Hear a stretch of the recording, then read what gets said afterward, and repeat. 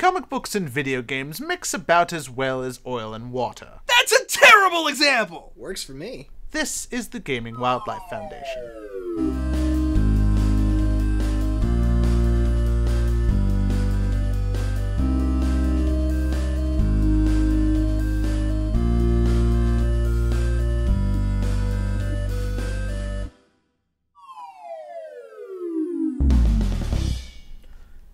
You know, this game is great and all, but it's nothing like the movie. This week's species is known as the conflicted Comixed gamer. This species was not that well known about 10 years ago, but nowadays is all too common within the world of the gaming kingdom. It thrives on games with something called related continuity, having to do with other media such as comic books and films. It is, however, a very volatile beast known to have fits of rage and euphoria, owing all to its food supply, comic book video games. Spider-Man 2. Now that was a good game. They even let Bruce Campbell do some of the voice acting in it. I didn't like the villains that much, but they could have done worse than the Vulture. Yeah, I don't care. For more on this subject, we go to our expert on everything comic books, our good friend Captain Logan from the YouTube channel Geekvolution. I'm sorry, wait a tick. Did you just say that a Batman game isn't as good as a Spider-Man game? Yep. Batman Arkham City is the epitome of comic book games. It is the example. The people who made Spider-Man 2 were only barely aware of the original material. Almost nothing came from the comic at all. Instead, it came from the movie. Spider-Man 2 is the best Spider-Man game of all time.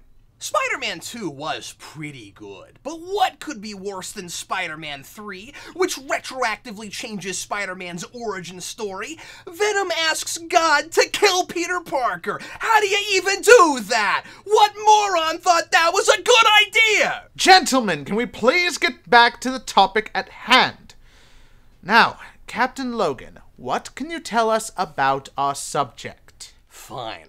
The conflicted comics gamer is well known for experiencing this gaming media through two modes, while their primary influence was not the game in question, but the media from which it was wrought. The CCG, not to be confused with collectible card games, consumes not only games, but movies and comics as well. In fact, their other knowledge of these media increases the enjoyment of the game.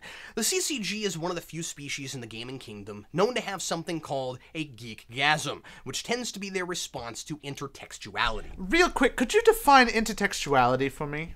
It's when one medium references another, like when Stephanie Meyer uses Bella to reference better literature. I was getting to that, and that's a terrible example! Intertextuality is more than just one piece of fiction poorly quoting another. It's supposed to be an homage to the original work, and it can be made in many ways, like when Who Framed Roger Rabbit visually references scenes from Tex Avery's Red Hot Riding Hood. Now that's a good example. Who is Tex Avery? Who is what? Moving on. Arkham City is a triumph for comic book games. It has Easter eggs hidden throughout the game containing references to the original comics while also incorporating more new characteristics from Batman the Animated Series, which many consider to be the quintessential Batman. The games even feature Kevin Conroy as Batman and Mark Hamill as the Joker.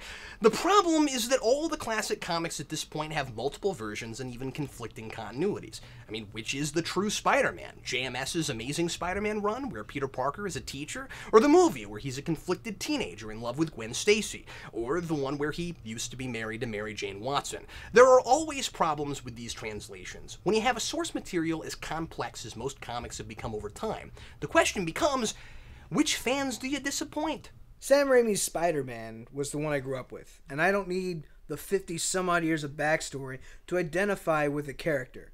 But there will always be those who think less of people who haven't read every single comic book.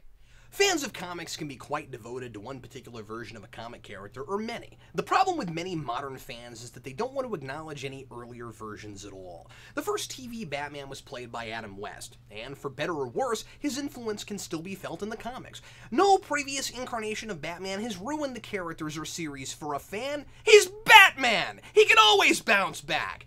A fan can enjoy a movie and a game with the same characters but different continuity, but many modern fans are unwilling to accept that. Yeah, hang on a second. I'm looking up some information about this Spider-Man fellow, and apparently he was bitten by a radioactive spider, and that gave him superpowers? Yeah. That makes no sense! And why the hell is Mr. Wayne still alive? His last opponent literally punched through a steel wall. It's called suspension of disbelief. Dude, his batsuit is basically armor. Yeah, that still doesn't make sense. It's as though his superpower is just having a lot of money. Dude, if you question it, you take all the fun out of it. Finally! At least we can agree on something. Spider-Man is still better. You know, I play other video games. You know, Tetris. Da na na na na na na na na na na na na na. And I'm gonna call it. So, leave a like, comment, and subscribe. And for the Gaming Wildlife Foundation, I am Master Charles Davenel Bates. Good night.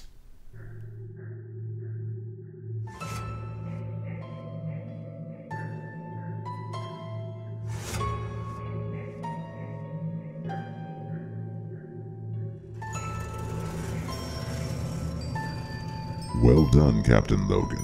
And don't worry, the side effects of the possession will wear off soon. You've helped me a great deal.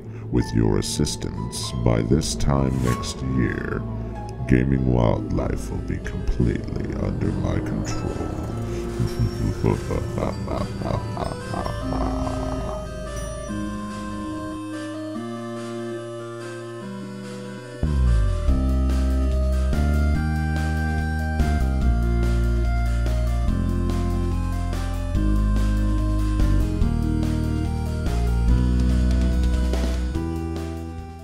Our style of humor is really dry.